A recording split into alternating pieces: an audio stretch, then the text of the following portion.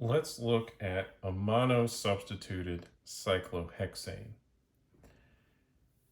Now, we've talked about the chair and boat configurations, but that was mostly for cyclohexanes that did not have a substituent on them. And when we do have a substituent on the cyclohexane, we will have two distinct chair configurations.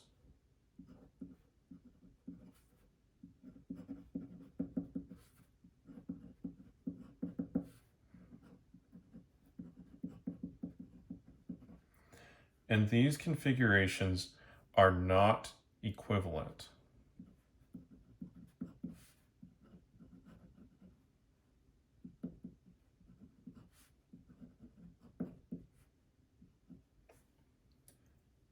Since they are not equivalent, they are conformers.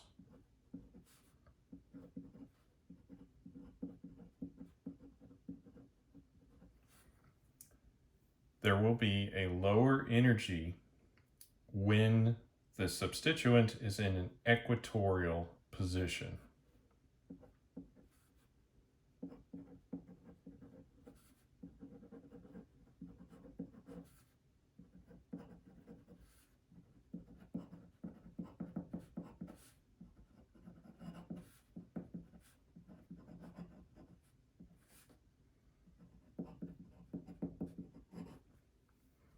So let's examine these two different chair configurations, and we'll start with the axial configuration.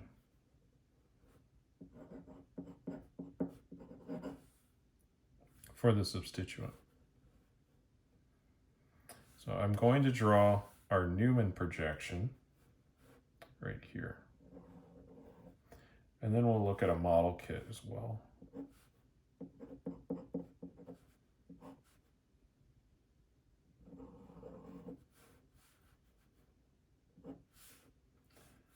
And for this first one, we'll just look at a methyl group substituent.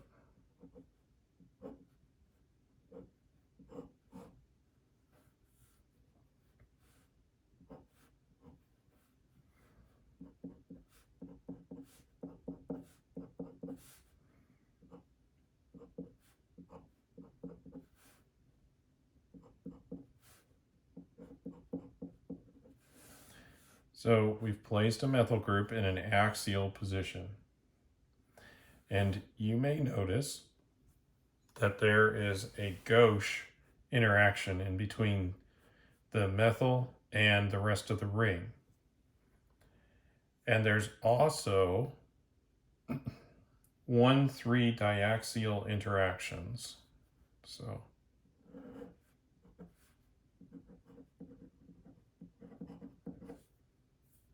it's gauche interaction there, and then 1,3 diaxial.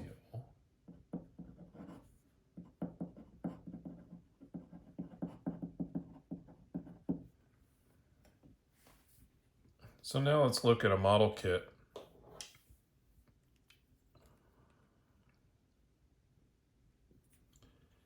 With a methyl group in the axial position.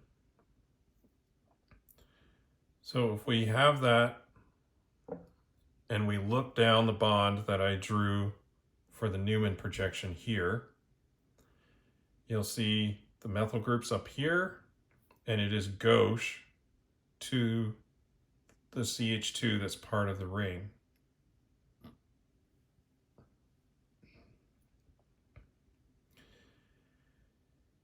There's also a 1,3 diaxial interactions with the other hydrogens that are up here. So we call it 1,3 because this is carbon number 1, and that would be 2, and that would be 3. So that's just counting them over. Now, let's see what happens if we convert this to the other chair. And when we do, we will convert the axial position into an equatorial. So I'm going to do that conversion on the model kit. So I'm bringing this up into a boat configuration and then that down to get it into our chair conformation for the model. And then I will draw the Newman projection for this as well, but we can, since I have the model kit in my hands right now, we can look and see all of these 1,3 diaxial interactions are now between hydrogens in all cases. And so much less steric hindrance, the least you can have really, because hydrogen is very small.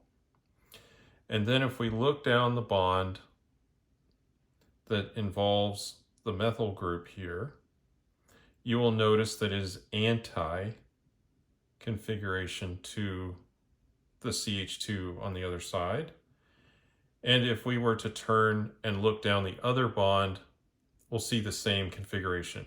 It's anti to the rest of the ring.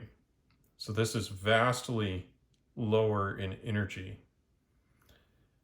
So let's go ahead and draw the other Newman projection.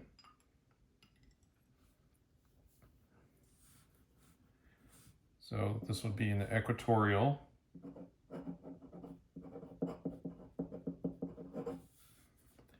And let's work on that Newman projection.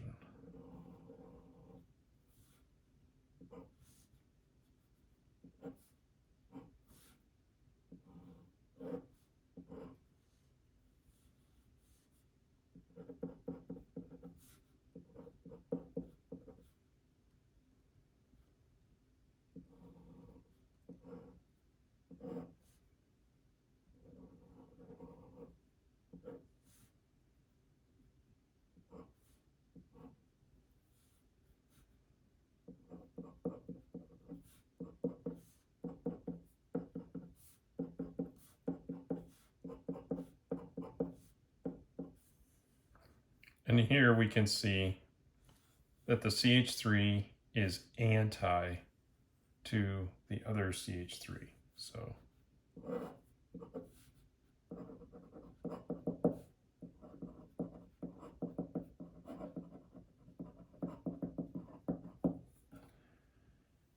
and so there's no strain from the rings on the carbon. We also are not seeing any non-hydrogen 1,3 diaxial interactions like we did up here. And all of this leads to the fact that if you were to take spectroscopy or examine the position of a methyl group in a cyclohexane, monosubstituted cyclohexane, then we would expect to have the equatorial position almost 95% of the time.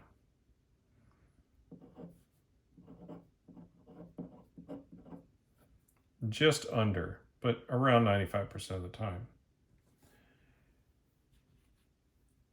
Now, just as a point of comparison as well, let's talk about what would happen if we put a bulkier group on than just a methyl group. So here I have a T-butyl group. So this is significantly bulkier than a methyl groups because I've replaced every hydrogen on here with a CH3. As you might guess, CH3s are a lot bigger than just H's. This will almost 100% of the time exist in the equatorial position.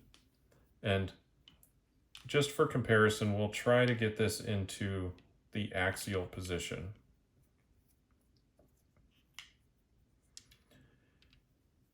And you can see how our 1,3 diaxial interactions are very strong. Like there really is no way to rotate this around without it running into the other hydrogens up here.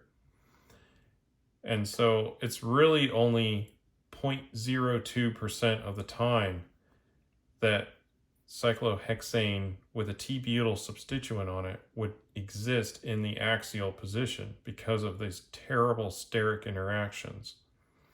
We've got a gauche configuration to this carbon on the ring, and we have it running into our axial hydrogens.